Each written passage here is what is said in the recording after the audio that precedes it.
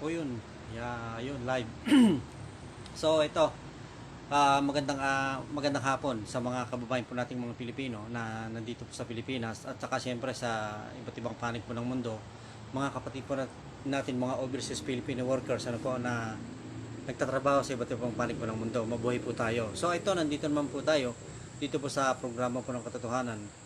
Um, Ako po ay humingi po ng paamanhin ano po sa mga kabayan po natin, sa mga kadidis po natin kung medyo napapadalang po yung live po natin. Ito nga, sa totoo lang, tinakpan ko na lang ho ng kortina yung mga basura ho natin sa likod. Napakadami po nating ginagawa po kasi talagang busy po tayo.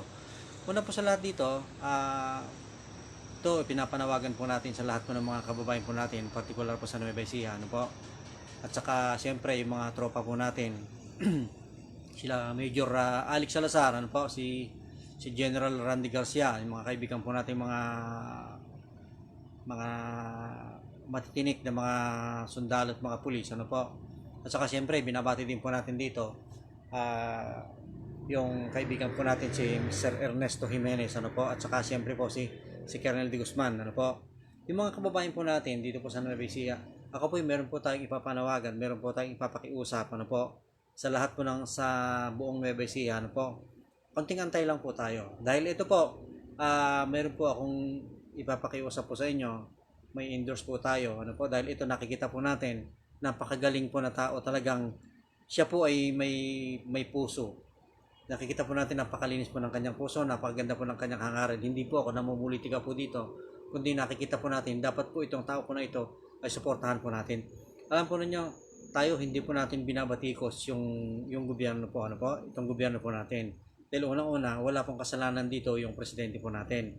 Nagkataon lang na talagang itong si Tatay Digong, dahil hiniling po natin, kinampanya po natin, pinakiusap po natin sa mga karidis po natin na iboto po natin si Tatay Digong, ano po, dahil tayo po during 2016 election nagkaroon po tayo dito ng pagtitipon, nagkaroon po dito ng malawakang DDS sa buong mundo, ano po. So ito, nailuklok po natin, nagawa po natin na may luklok si President Duterte bilang Pangulo po ng Bansang Pilipinas, ano po.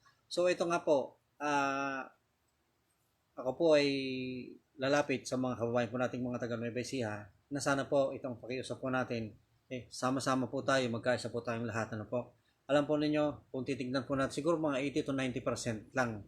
80 to 90% talaga, wala na po talagang matino na nasa gobyerno po natin. Bakit po natin sinasabi po ito? Isipin nyo po dito, magmula po dito sabihin na po natin, senador hanggang barangay captain, napakalaki po ng problema ng bansang ito. Alam po ninyo, kahit na ganun po yung nangyayari, pero nakikita po natin, pilit po na inaayos ni President Duterte yung mga nangyayari dito sa bansa po natin, ano po. Lahat po dito, binentang po sa kanya. Ang sinasabi po nila dito, failure daw po yung Social Amelioration Program, itong SAP.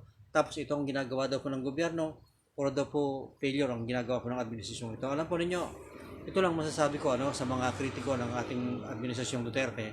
Ang masasabi ko po dito, sana po imulat po ninyo ang inyong mga mata. Buksan po ninyo ang inyong mga puso at isipan dito at nakikita naman po natin itong infrastructure development programs na ginagawa ng administrasyong Duterte. Tayo po, wala po tayong personal na kaugnayan sa gobyernong ito o dito sa ating presidente. Kumbaga, talagang ginagawa po natin ito dahil nagpapasalamat po tayo. Nagkaroon po tayo ng isang presidente na katulad po ni President Duterte. Kaya nga po tayo, nandito po tayo, nakikita naman po natin yung kanyang ginagawa na talagang punong-puno po ng programa, punong-puno po ng build program ng bansang Pilipinas at sa maraming nagawa ang administrasyong ito at marami po pong gagawin. Ang nagiging problema po dito, ano po, ang ating presidente, ginagawa niya pong lahat ng paraan para mapaganda yung economy ng bansa po natin. So hindi na niya kasalanan ito kung minsan nakikita na po natin yung mga problema na kahit siguro kayo, mga viewers natin, mga followers natin, nakikita po ninyo kung gaano talagang binabatikos po ang ating presidente. Kahit kanyang mga kabinete, kahit yung kanya pong mga kasamahan dito sa Malacanang, talagang nagkalat po yung mga tao po dito na talagang alam naman po natin kung sino-sino yung mga tao po na ito na instead na tulungan si President Duterte, nagkaroon po tayo ng 2019 election.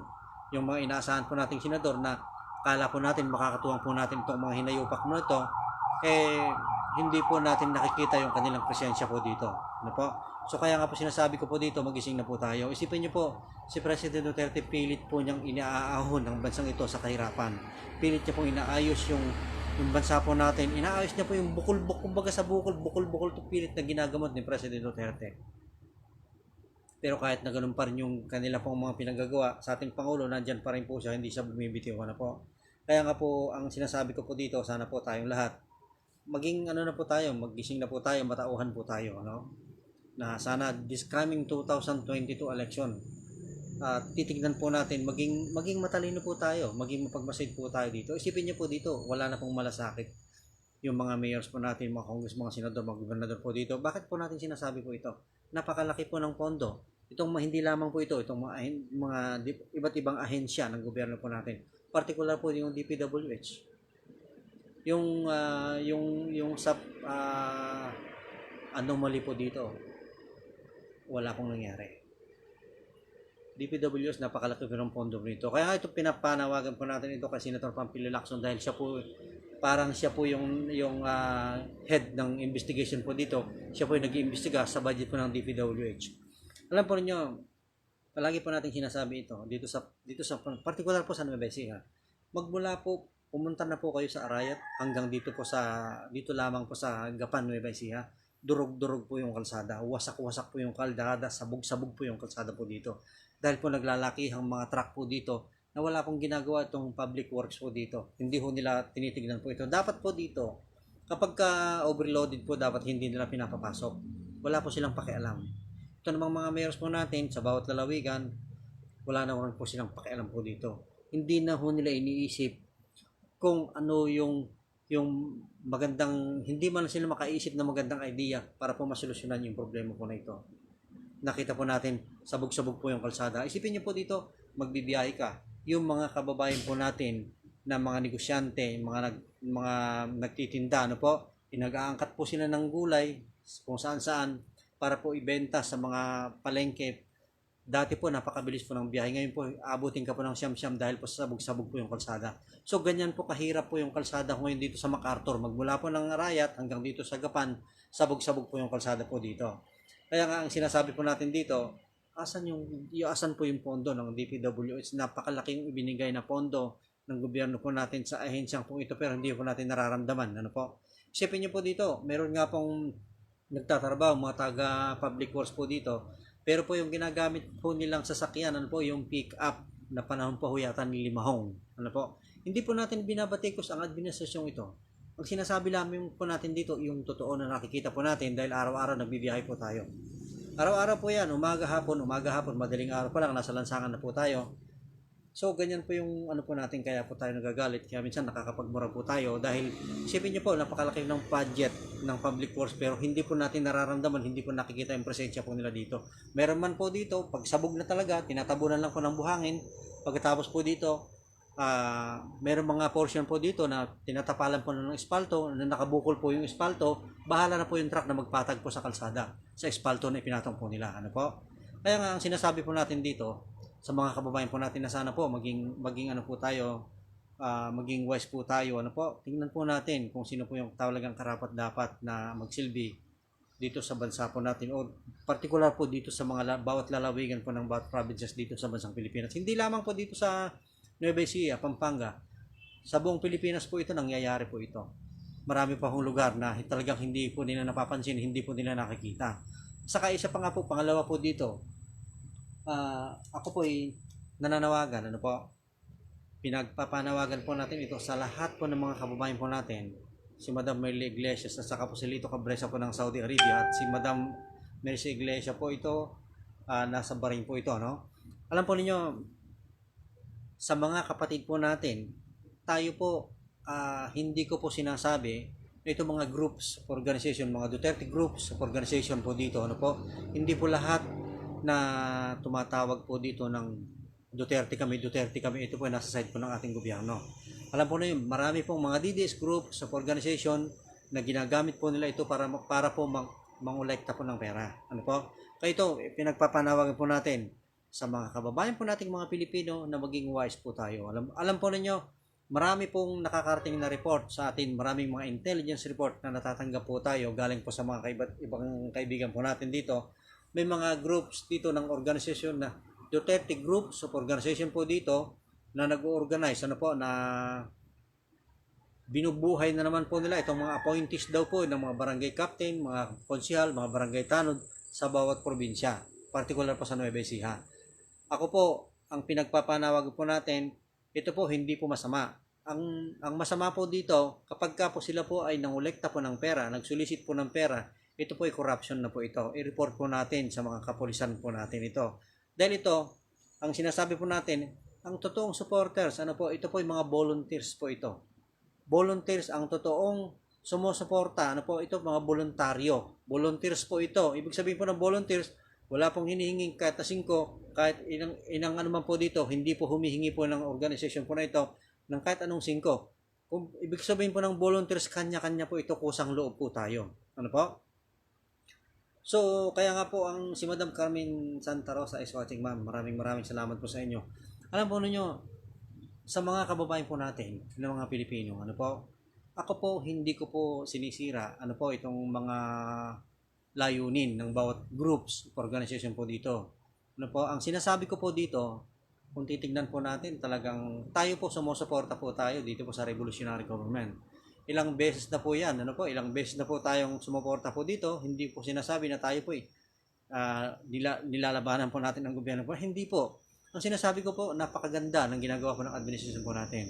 Maraming mga groups of organization na nag-establish po dito, nag-organize po sila ng groups, na naghihikayat po sila ng mga tao, nagpapabila po ng mga application form, na kesyo ito ra po ay pinababa itong sulat po na ito, manggaling sa Malacanang, itong mga tao po na ito na groups, Duterte groups of organization na from Malacanang, etc.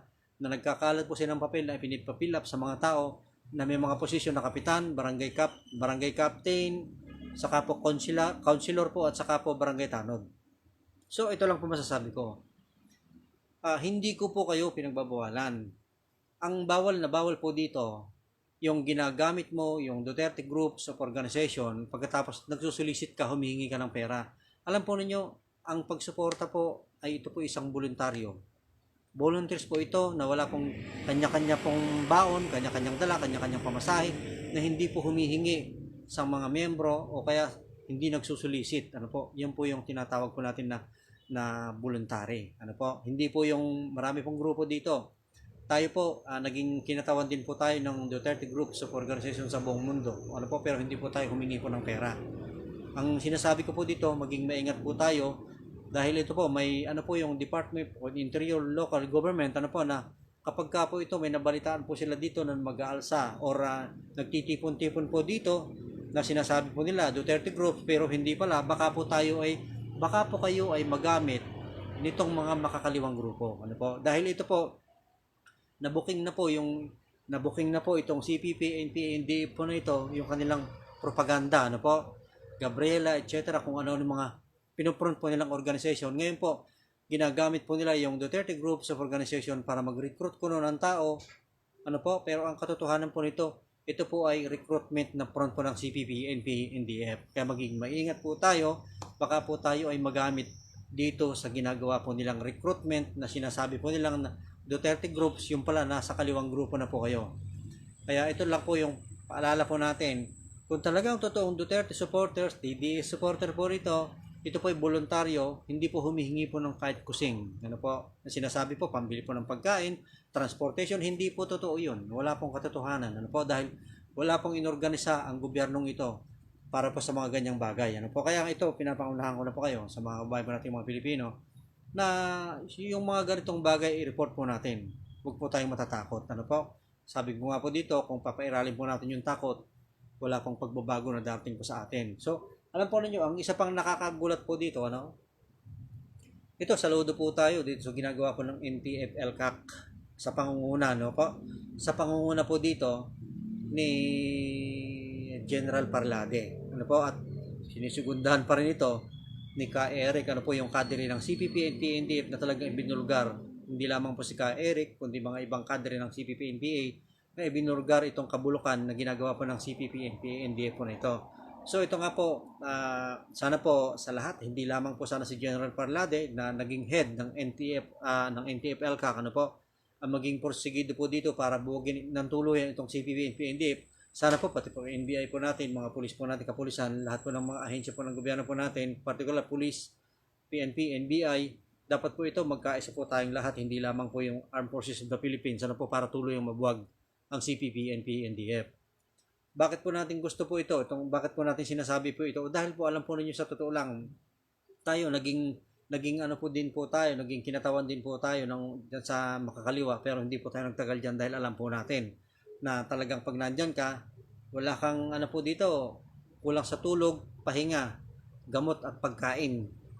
Umaasa lamang po sila dito sa kanilang masisilungan, umaasa po sila dito sa revolutionary taxes na hinihingi sa mga negosyante at sa mga kawawang magsasaka. Kaya ang sinasabi ko po dito sa mga kababayan po natin na huwag po ninyong kanlungin kung may mga pumupunta sa lugar po natin na mga ganitong klaseng tao, mga CPP, NPA na nakikisilong po sa inyo, kakasuhan po kayo dito. Makakasuhan po kayo dito, mga kababayan ko, mga Pilipino. Kapag ka po tayo ay nagkanlong ng terorista, baka pati ikaw makasuhan ka na ng rebellion. Dahil ito pong mga ito, may kaso na po itong mga terorista po na ito. Kaya huwag po sana tayong mag-participate. Kung may mga ganitong nakikita po natin, i-report po natin sa mga sundalo, sa mga pulis po natin. Ano po?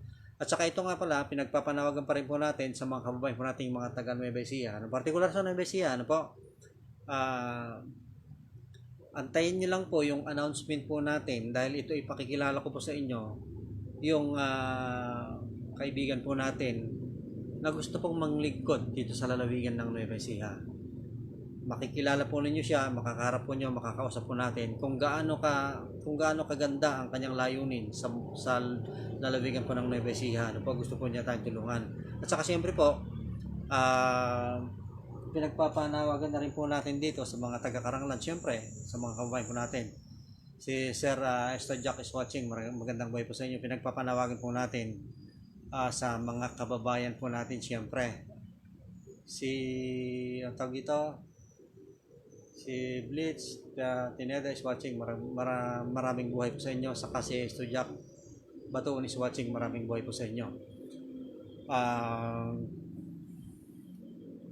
Alam po ninyo, mga kababayan ko, mga Pilipino, ito po yung ano po natin, meron po tayong mga kaibigan po dito, ano po.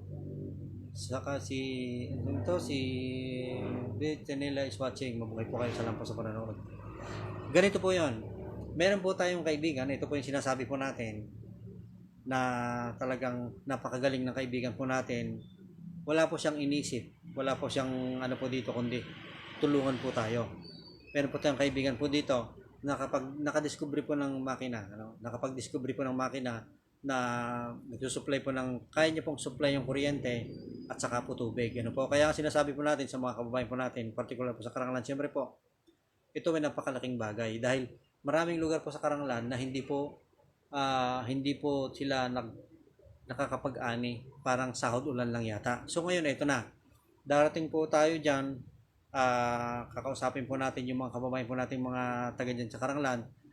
Isang araw darating po tayo dyan, i-introduce po natin itong programa po na ito dahil ito po, gagawin po natin ito dyan po sa lugar po ng Karanglan na huwag na po kayong malulungkot dahil ito, magkakaroon na po tayo ng tubig dito po na libre. Meron man po sigurong babayaran po nito pero siguro ano lang, hindi ho ganun kalaki, ano po. Saka po yung kuryente po natin, pang emergency po ito, pag nawalan po ng kuryente, yung mga bundok, yung mga lugar po na walang kuryente, paakyatin po natin yung kuryente dyan po sa Karanglan. So, ito po yung napakaganda po dito. Dahil, aakyat po kahit na 5 kilometers, kaya niya po iakyat yung tubig. Ano po? At saka hindi lamang po ito. Ito po yung assurance na sinasabi ko po sa inyo. Larry Salazar is watching. Thank you very much. Ito po yung assurance na isa pa na sasabihin ko sa inyo ngayon. Sa lahat po ng mga taga-Karanglan pa rin, mag-establish po tayo, meron po tayong gagawin po dito, itong indigenous coconut planters, ano po, na talagang ito, makikita po natin na lahat po ng mga kababayan po nating mga taga-Karanglan, wala pong tambay. Baka mag-i-import pa ho tayo ng mga empleyado manggagaling po sa labas. Pero, ano po, ang gagawin po natin po dito, itong coconut planters po na ito, particular po dito, priority po mga empleyado po natin dito taga Karanglan. Ano po? Dahil ito po sa isang hektarya, magkakaroon po tayo ng 13 na employees po dito sa isang hektarya. So, kung meron po tayong 10 hektarya, di 130 po yung magiging empleyado po natin. Kukumputin po natin ito. Isipin niyo po di 10 hektarya lang po, 10, 20, 30, 40, 50, 60, 70, 80, 90, 100, 130 na empleyados po sa loob po ng 10 hektarya. Kaya po ito, napakaganda nung ilulunsad po natin na trabaho diyan po sa Karanglan. Kasi po, ang naging usapan po namin dito, itong kaibigan po natin, una po natin gagawin nating model city ang Karanglan. Gagawin po natin model city ang Karanglan, ano po, i-improve po natin. Dito po natin makikita sa kauna-unahan sa kasaysayan, ano po, ng Nueva Ecija. Karanglan po makikita po nyo dito, magkakaroon po tayo ng indigenous coconut planters at magkakaroon din po tayo dito ng pagawaan po ng asukal. Pagawaan po ng asukal yan. Diyan mismo natin itatayo sa Karanglan. Kaya ito po, wala pong mababakante na taga Karanglan, lahat po tayo dyan magkakaroon po ng trabaho. Kaya sinasabi ko po dito, ito po hindi po lang kwento, hindi po yabang ito, kundi mayroon po tayong tinatapos na lang po ng kasama po natin. Halos patapos na po yung possibility studies. Saka po yung mga ibang makinarya, malapit na rin pong matapos na igagawin po natin, ikakabit po natin sa Karanglan. Kaya sinasabi ko po dito, napakaganda po ng lugar po natin. Kaya ito, merong mga kaibigan po tayo na expert, mga engineers, mga engineer po yung kaibigan po natin na talagang mga nakapag-aral po ito at nakita po nila yung lugar, napakaganda. Kaya dyan po natin uumpisahan yung pagbabago sa lungsod po ng gagawin po natin city, yung Karanglan. Po? Kaya nga sana po na magtulong-tulong po tayo, magkaisa po tayong lahat, po? Dahil ito nakikita po natin na kung hindi po natin gagawin yung mga bagay po na ito, gusto ko pong ipakita sa mga kababayan po nating nagkakaranglan na napakaganda po ng lugar po natin. Gagawa po tayo ng isang programa po dito. Hahanap po tayo ng paraan po dito para po matulungan po natin yung mga kababayan po nating mga magsasaka, diyan po sa Karanglan. Siyempre, priority po natin Karanglan. Gagawa po ang inyong lingkod, gagawa po tayo ng paraan po dito para hindi nyo na po problemahin yung inyong gagamitin sa pagsasaka hanggang sa kayo makapag-ani ng inyong lupain. Dahil yung bukid po ninyo na hindi po nararating po ng tubig, makakarating po ang tubig doon po sa bukid po ninyo, makakapag-ani po kayo ng 3 beses sa isang taon. Hindi na ho kayo umaasa sa ulan lang. Dahil ang gagawin po natin, iakyat po natin yung tubig at yung lugar na hindi po nararating ng kuryente, paakyatin po natin yung kuryente doon sa lugar po ninyo. Ganyan po natin mahal yung taga-Karanglan. Kasi po nakita ko po yung problema. Tayo, kung hindi po natin gagawin ito, gusto ko pong tingnan po natin by next year. Kasi ang target po natin dito by next year mag-start na po tayo. Gusto kong ipakita sayang naman yung mga naumpisan po natin, sayang naman po yung mga pagkakataon po na ito. Kung hayaan po natin na mawala pa ito, huwag na po nating palampasin ito. Kaya ito napakaganda po ng programa. Kayong mga natutuyot ang inyong bukid sa Karanglan na isang beses lang pagka umulan, doon lamang po tayo umaasa po ng tubig, ito na po yung solusyon. Ito po gagawin po natin. Gagawin po natin ito, by next year po mag-start na po tayo. Gagawin po natin, magkakaroon na po kayo ng tubig. Yung hindi ho, yung sinasahuran po nyo yung sinasaka po nyo ng isang beses, isang taon. Pararatingin po natin yung tubig at saka po yung kuryente. Hindi ko po kayo sisingilin. Hindi ko pa kayo sisingilin ng kagaya pa ng mga iba po dito. Gagawin po natin ito. Kung mayroon man siguro na kapranggot lang po, yun po yung gagawin po natin. Tutulong-tulong po tayo. So, ang isa pa hong pag-usapan po natin dito, mga kababayan, mga kababayan ko mga Pilipino, na sana po kung mayroon po tayong nakikita na pag-alsa against this government, mag-report po tayo, i-report po natin sa kinaukulan, dahil ito nakikita po natin, marami pong talagang mga tao na pilit po nilang sinisira yung magandang ginagawa po ng gobyerno po ito. Gumagamit po sila ng kabataan para sirain ang administrasyon to. Kaya sinasabi ko nga po dito, alam po ninyo, magkaisa lamang po tayo, tulungan lamang po natin at aminin po natin sa sarili po natin, particular po itong mga kumukontra po sa gobyerno, aminin lamang po natin sa sarili po natin na si President Duterte po yung Pangulo ng Pilipinas. Sumunod po tayo. sa batas na pinag-uutos ng bansang ito. Ngayon, kung mayroong nakikita ko tayong mali dito sa ginagawa po ng administrasyon po natin, ako mismo, ang inyong lingkod mismo, ako po mismo ay mangunguna po dito, magrarally po tayo. Pupunta ho tayo doon sa Liwasang Bonifacio, punta ho tayo sa Malacanang. Kaso hindi po, wala pong nangyayari po na ganoon. Kaya po natin ginagawa ito dahil nakikita po natin yung sincerity ng isang Duterte. Ginagawa po ng ating Pangulo. Ang nagiging problema lang po dito, nakikita naman po natin kung ano po yung gusto ng ating Pangulo pero hindi ho niya magawa. Bakit? Dahil marami pong kontratista sa Malacanang. Alam po niyo yung kontratista? Yung kumokontra dito sa ating Pangulo. So ang ating Pangulo, kahit na presidente po siya ng bansang Pilipinas, hindi pa rin po pwede yung kanyang gustong mangyari po dito. Bakit? Meron po tayong tatlong sangay po ng gobyerno. Meron tayong executive, judiciary, at legislative. Gumagawa ng batas at tagapagpatupad ng batas. Monitoring ang ating presidente. So, wala po siyang magagawa po dito. Kapag umayaw po yung Senado, umayaw po yung legislative, executive at judiciary, walang magagawa ang isang Duterte. Hindi po niya magagawa yung kanyang gusto po dito. Kapag kinatigan po ng korte yung gusto po ng presidente po natin, wala pong magagawa itong mga ahensya po na ito. Kaya ang sinasabi ko po dito, pagdasal po natin na matapos po yung kanyang termino, na matapos pa yung proyekto ng administrasyon po natin. Dahil isipin niyo po dito, maraming gustong gawin ng ating presidente, pero sinasabi ko nga po, maraming kontratista. Maraming mga architect, maraming mga engineer, maraming kontratista dyan po sa Malacanang na wala na po silang inisip kundi yung sarili po nilang bulsa.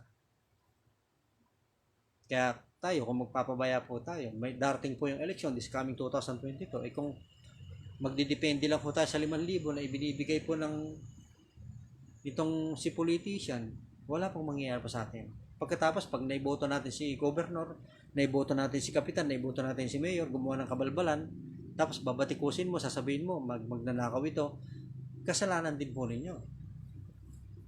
Dahil nagbigay lang po ng 10,000, nagbigay lang po ng 5,000, nahawakan mo lang, naka-picture taking mo lang, naka-selfie mo lang, ibinoto mo na, binola ka, binoto mo. Wala. Nga. Tapos, babatikusin mo si President Duterte. Dahil samantalang kasalanan mo kung bakit nagkagano. Di ba?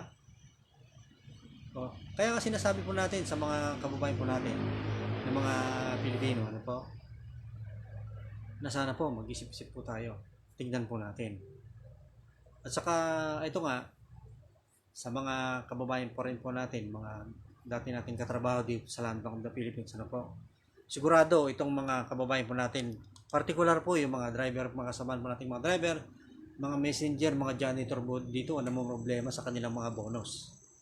Sigurado yan. Dahil ganito po yung sistemang ginagawa po nila ngayon.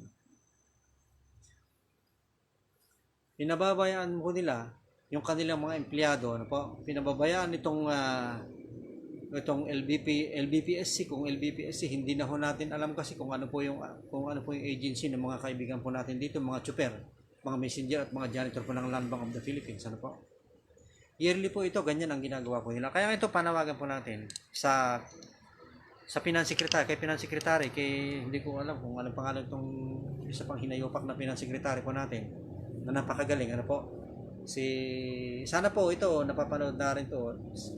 Ang gusto ko dito sa mga kababayan po natin, yung kaibigan natin mga chopper, sana i-share nyo ito dyan sa groups natin.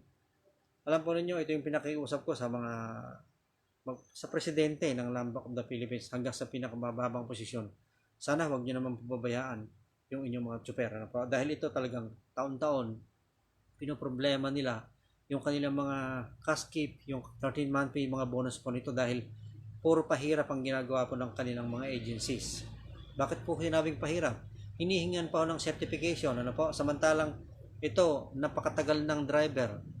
10 taon o 5 taong driver, hinihingan pa rin po ng LBPSC o ng kanilang agency ng certification na talaga sila po nandun pa, samantalang sumasahod ng continuous. Itong si chopper, Ang sinasabi ko po dito, sana po, itong si Finance Secretary, sana naman, yung si Finance Secretary, sana po naman makita naman ito, at saka yung kapulungan po ng Land Bank of the Philippines, sana po makita po niyo yung problema ng mga maliliit nyo manggagawa, particular yung chopper nyo, yung chopper ni manager, baka baka mabuang yung tsuper mo dahil hindi mo sinusuportahan, hindi mo tinutulungan, baka ibangga yung sasakyan mo. Kaya ito nga po sinasabi po natin sa ating mahal na Pangulo, sana po, ito po si Mr. President Duterte, ano po, na sana mabigyan din ng priority yung mga kababayan po natin, mga kaibigan po natin dito, particular po lahat po ng tsuper ng Land Bank of the Philippines at messenger at janitor. Ito po, Mr. President, ang problema po nila taon-taon. Iniipit, pinapahirapan, napakatagal bago ibigay yung kanilang cash gift, napakatagal ibigay yung kanilang 13-month fee at mga bonuses po nila, ano? Kung ano-ano po yung hinihingi ng mga putang inang agency po nila sa kanila bago po nila makuha yung kanilang mga benepisyo.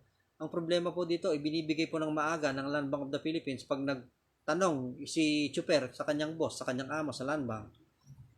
Ang sinasabihin po ng Land Bank po dito, ibinigay na daw sa agency yung kanilang bonus. Ang ginagawa naman itong putang inang agency po na ito, nakuha po yung cheque, pabonus po sa mga messenger, chuper at janitor, idinideposit muna. Tina-time deposit muna yata yung cheque para kumita muna sila. Kung gigisa yung sariling mantika yung mga chuper, mga driver at messenger po dito bago ibigay. At pahihirapan pa si driver, si messenger at si janitor bago po nila ibigay yung kanilang mga benepisyo. Sana nga po ito makita yung presidente po ng Land Bank o si Finance Secretary, ano po, na hindi lamang porke nakaupo kayo, Finance Secretary ka, presidente ka ng Land Bank of the Philippines, hinahayaan nyo na itong mga empleyado po ninyo. Kahit po mga driver po ito, mabababa po yung kanilang posisyon, messenger po ito, janitor po ito, ito po ay kinatawan pa rin po ng Land Bank of the Philippines, na sana po huwag niyong pababayaan itong mga maliit po na manggagawa po na ito. Na-experience po natin yan, ano po, dahil ito napakahirap. Napakaliit na nga po ng sahod, tapos ganyan po yung ginagawa po nila. Taon-taon po yan. Sana po ito makita po ni Finance Secretary. Si Dominguez yata, si Finance Secretary Dominguez, sana po makita niyo po ito. Dahil ito po talaga kawawa po yung mga driver, ano po. Ang ano po yata kasi dito noon, si Purisima, itong mandurugas na general, ang putang inan to, na nahihirap din tong mga hinayopak po na ito. Sana hindi na ho ngayon nararanasan ng mga tsuper po natin. Sa mga kaibigan po natin mga tsuper, Land Bank of the Philippines, sana may bigyan ng mas maaga yung inyong mga bonus. So ito pa rin, sa mga kababayan po natin, sa mga DDS groups, sa organization, ako po yung nakikiusap po sa inyo na sana po magtulong-tulong po tayo, na sana wag na ho tayong magpagamit dito sa mga business politician na alam na po natin kung sino-sino po itong mga tao na ito. Pagdating po, pag malapit na po yung eleksyon, makikita po ninyo, sasabihin po natin kung ano yung karapat-dapat, kung sino yung karapat-dapat po na tulungan po natin. Huwag na po tayong magpagamit at magpaloko, ano po? Dahil ito, nakita po natin, si congressman, si gobernador, si senador, na inaasahan po natin na makakatuwang ni President Duterte. Ano pong nangyari? Nagpapalaki ng igong putang inang senador na wala pong ginagawa po dito. Nakakala po natin na makakatulong po natin si Mayor. Makakatulong po natin si Congress, si Gobernador po dito. Wala pong ginagawa ang mga putang inan to. Sayang pa rin ang sahod ng mga PNP po natin. Mukhang nagkamali si President Duterte sa pagdodoble po ng double salary ng pulis. Sipin niyo po, doble po yung sweldo ni pulis. May mga bigas mga allowances po dito. Hindi ho natin nakikita yung presensya ng mga tarantadong ito sa lansangan. Ang nagtatraffic po dito sa bayan ay mga barangay tanod na wala pong alam sa traffic. Dito pong San Isidro Cabiao, napakasobra po ng traffic. Dahil ang nagtatraffic po dito, wala na kayong makitang pulis po ngayon. Barangay tanod yung nagtatraffic na wala pong kinalaman ni traffic rules and regulation, wala pong kaalam-alam itong mga barangay tanod po na ito. Kaya po napakahaba po ng traffic. Magmula po doon sa Alua hanggang dito po sa San Isidro, napaka-traffic. Magmula pa rin po doon sa lagpas ng bayan po ng Cabiao ay napaka-traffic dahil mga barangay tanod yung mga nagta-traffic. Mga traffic enforcer na wala naman pong alam sa trapiko. Yung mga pulis dito na binigyan ni President Duterte ng doble salary, nagpapalaki ng itlog ang mga putang ina doon sa presinto. Buti pa ho sa Arayat, ano po, yung mga pulis po dito talagang nagtatrabaho po sila. Yung mga PNP Highway Patrol Groups, wala na. Wala na po, naging tamad po lahat dahil nakakala ng presidente po natin na kaya dodoblin, sisipag, naging tamad ang mga putang inan to. At saka ito nga, lastly, ang inaano po natin dito, itong mga government official po natin.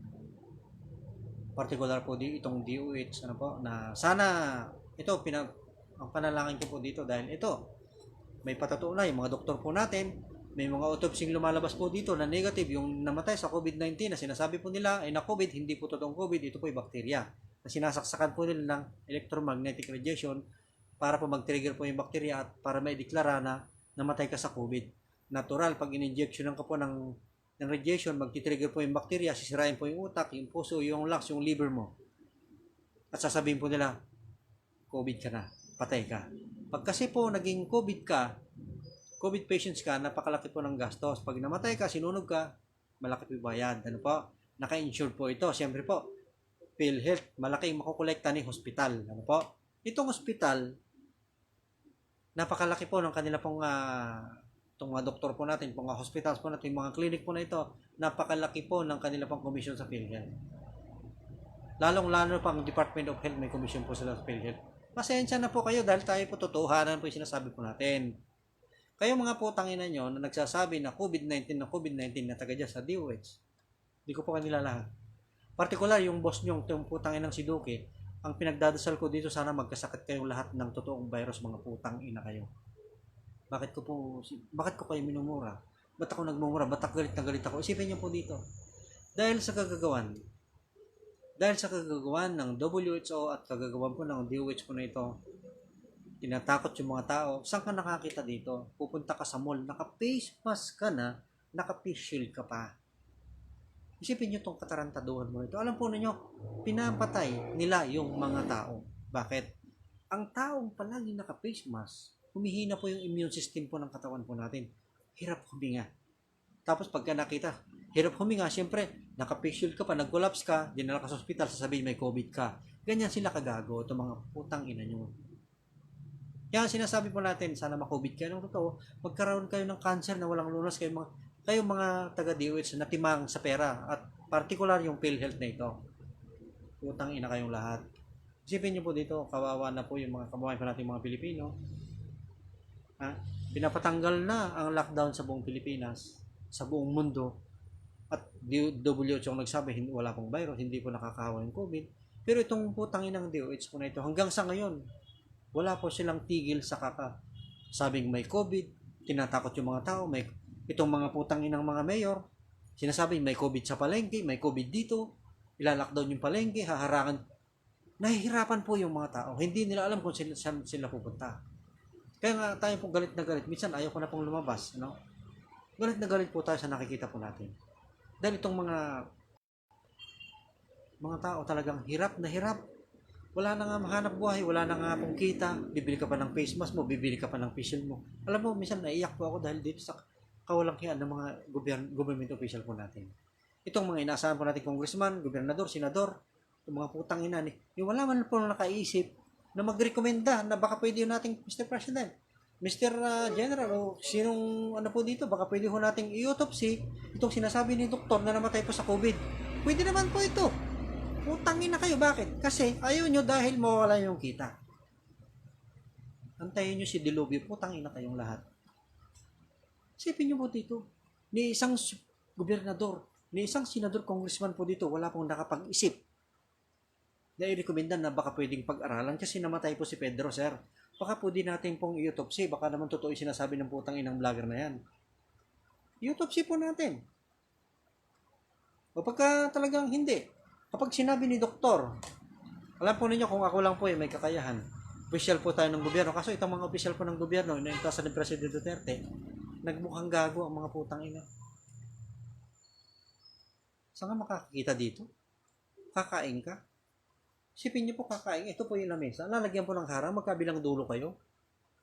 Samantalang doon sa bahay, kayo mag-asawa. Magkatabi kayo. Tapos pupunta ka sa mall, kakain ka sa Jollibee, may harang. O, sasakay ka ng jeep, may harang. Naka-face mask ka na, naka-face shield ka pa. Alam po niyo kung ako lang po siguro ang DILG secretary, naging head ng NTFL Cup, or naging head ng DOH, ano po? Sinabi ni doktor na na-COVID ito. Okay, fine. Sinabi niya, COVID, sige, COVID ka. Papa-autopsy ko yan. Kung DOH secretary ako, o ako yung municipal mayor, ano ba? Sinabi niya, namatay si Pedro, sige, namatay? Anong kinamatay? COVID po, mayor. O DOH secretary. Papa-autopsy ko. Kapag ka hindi totoong COVID ang ikinamatay niyan, alam mo nang gagawin ko sa'yo. Injection ng kita ng formalin para mamatay ka ng tuluyan. Ganyan po yung gagawin ko sa inyo. Kung ako lang po ay may kakayahan para gawin po ito. Kung ako si congressman, ako si gobernador, ako si senador, health secretary, or mayor po ng isang bayan, kapag sinabi po ng DOH, sinabi po ng doktor na yan ay COVID, papa-autopsy ko, at pag hindi COVID yan, ikaw doktor na nagsabi, i-injection ng kita ng formalin para mamatay kang hayop ka. Ganyan po tayo. Isipin niyo po itong mga putang inan po.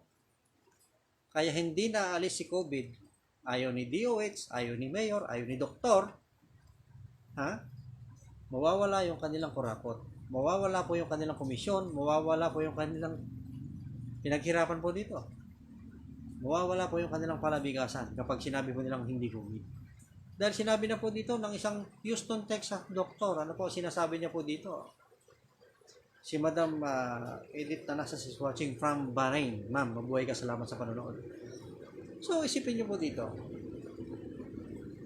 Napakasimple lang. Ubot sipon lang, sinabi po nila, COVID ka na. Pandidirian ka na, sira na yung pamilya mo. Pandidirian ka. Kaya dapat itong mga putang inang nagsasabi po na ito, dapat pinapatay itong mga hayop. Antayin nyo, mga hayop kayo. Darating tayo dyan. Antayin nyo si Dilubyo dahil malapit nang bumalik dito sa Pilipinas. Maubos kayong lahat. Ako na yung nagsasabi sa inyo. Hindi pa ako nananakot. Dahil ito, pag napuno yung mga Pilipino, mga kababayan po nating mga Pilipino, sila na po yung mismo nagagawa ng paraan. Baka magulat ka na lang doktor, magulat ka na lang senador, congressman o ano ka. Kinakatay ka na ng mga Pilipino. Hindi po malayong mangyaring ito. Baka ho mamulot kayo ng bangkay sa kalsada ng mga mandurugas na mga mukhang pera, mga politiko. Hindi po ako nananakot. Isipin niyo po dito.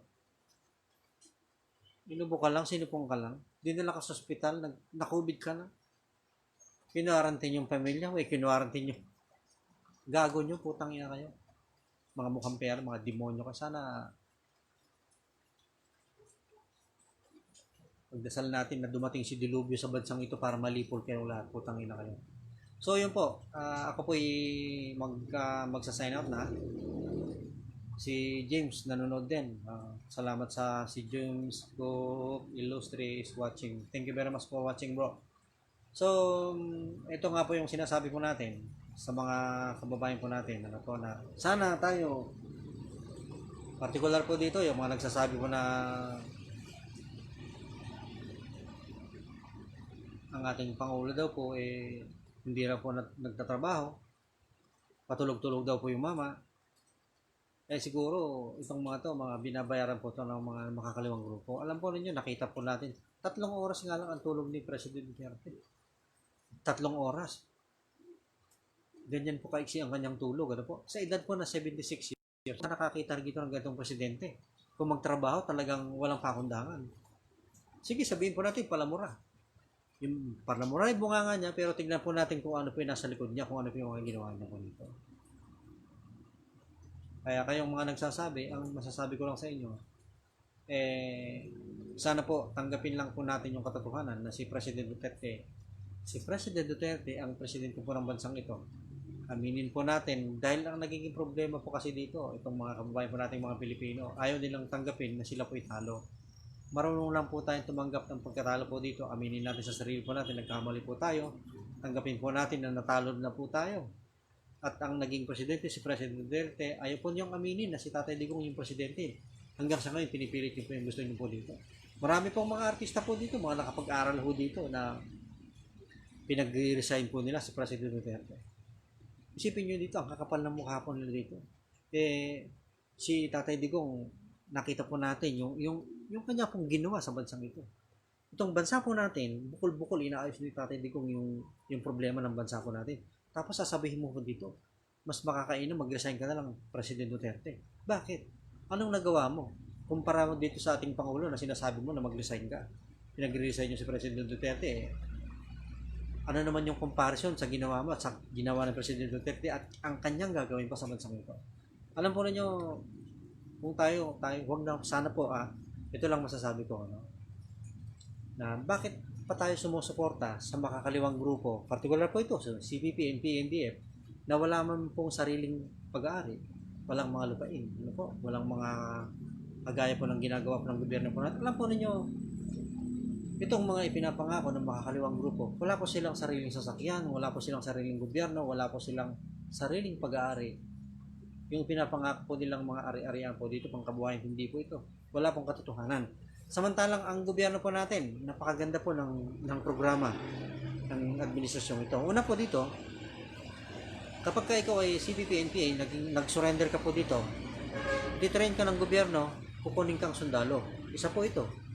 Nakapagbaba ka po ng armas na magandang klase po dito, may kaakibat po ito na pera. Bigay po ng gobyerno po natin.